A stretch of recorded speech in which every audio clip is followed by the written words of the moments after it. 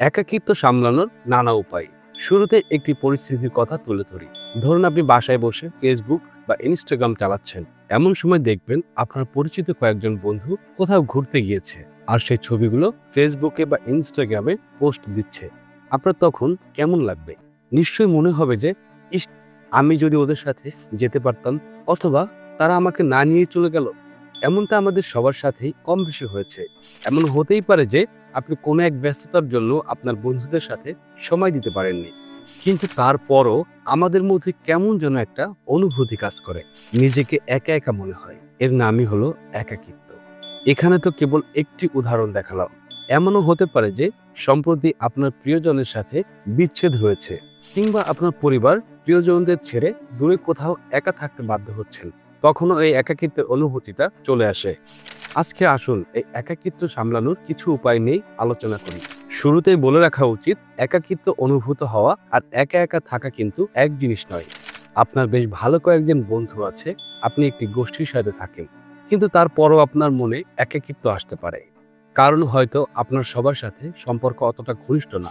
আবার এমন ঘটনা হতে পারে যে আপনাকে সবসময় একা একা দেখা যায়।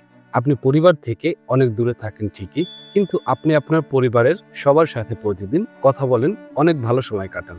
আপনার মনের হাসি কান্নার কথা প্রকাশ করার মতো লোক হয়তো আপনার পাশেই আছে। এখানে আপনি একাকিত্ব অনুভব নাও করতে পারেন। অথবা এমনটা হতে পারে যে আপনি একা থাকতেই পছন্দ করেন। যাই হোক, আসল কথা হলো একা একা থাকা আর একা একা অনুভব করা এক জিনিস নয়। এখন আসা যাক একাকিত্বের বিষয়টিতে। এটি এমন একটি অনুভূতি যা আপনাকে সামাজিক যোগাযোগ বৃদ্ধি করার জন্য বা বন্ধুমহল খুঁজে বের করার জন্য আকৃষ্ট করবে। সাধারণত বয়স্কদের মধ্যে এই জিনিসটা অধিক দেখা যায়। তবে সম্প্রতি ১৬ থেকে ২৪ বছর বয়সীদের মাঝেও এই একাকিত্ব অনুভূতিটা বেশ লক্ষ্য করা যাচ্ছে। কারণ এটা খুবই স্বাভাবিক। এই বয়সের মধ্যেই সাধারণত পড়ালেখা কিংবা কর্মক্ষেত্র খুঁজে বের করার জন্য আমরা পরিবার ছেড়ে দূরে কোথাও বাস করি। আবার বর্তমান সময়ে এই বয়সেই অনেকের মধ্যে সম্পর্ক বিচ্ছেদের মতো ঘটনা ঘটে। এগুলো খুব সহজেই আপনাকে একাকিত্বের দিকে ঠেলে দিতে পারে। কারণ হঠাৎ করেই আপনি আশেপাশে আপনার আপনজনদের দেখতে পাবেন না।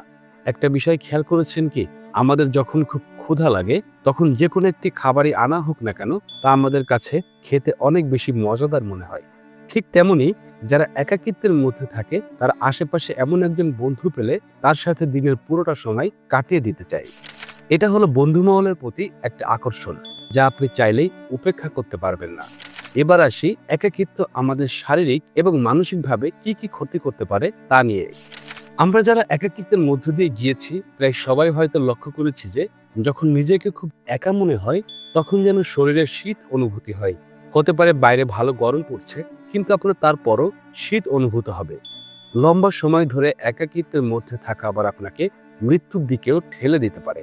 গবেষণায় দেখা গিয়েছে যে দীর্ঘ সময় ধরে একাকিত্বের মধ্যে থাকলে হৃদরোগের সম্ভাবনা ২৯% এবং স্ট্রোকের সম্ভাবনা ৩২% পর্যন্ত বেড়ে যায়। আবার একদিন একাকিত্বের মাঝে নিজেকে আবদ্ধ করে রাখলে দিনে ১৫টি সিগারেট খাওয়ার সমান ক্ষতি হয়। তাই শরীর ও মন সুস্থ রাখার জন্য আমাদের অবশ্যই একাকিত্ব থেকে বেঁচে থাকা উচিত।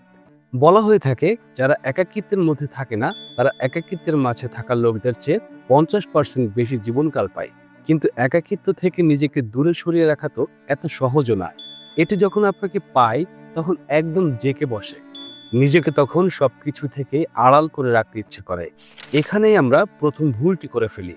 যদিও এ সময় কথা বলার লোক খুঁজে পাওয়া অনেক কঠিন, তবুও চেষ্টা করুন নিজেকে ব্যস্ত রাখতে। এখানে কয়েকটি উপায় তুলে ধরা হলো, যা আপনাকে একাকিত্ব থেকে দূরে সরিয়ে রাখতে সাহায্য করবে। চোখের দিকে তাকিয়ে কথা বলুন। কারোর সাথে কথা বলার সময় তার চোখের দিকে তাকিয়ে কথা বললে আপনার আত্মবিশ্বাস বেড়ে যাবে। একাকিত্বের সময় এটি অত্যন্ত জরুরি।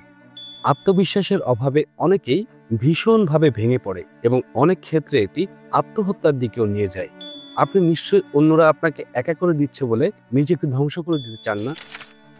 নতুন করে কারোর সাথে পরিচিত হন। এই উপায়টি অত্যন্ত উপকারী। নতুন কারোর সাথে পরিচিত হলে একদিকে যেমন নতুন সম্পর্কের রাস্তা খুলে যায়, অন্যদিকে তেমনি নিজেকে আর একা মনে হয় না। তাই চেষ্টা করুন নতুন এবং বিশ্বস্ত কাউকে খুঁজে বের করার। পরিবারকে সময় দিন।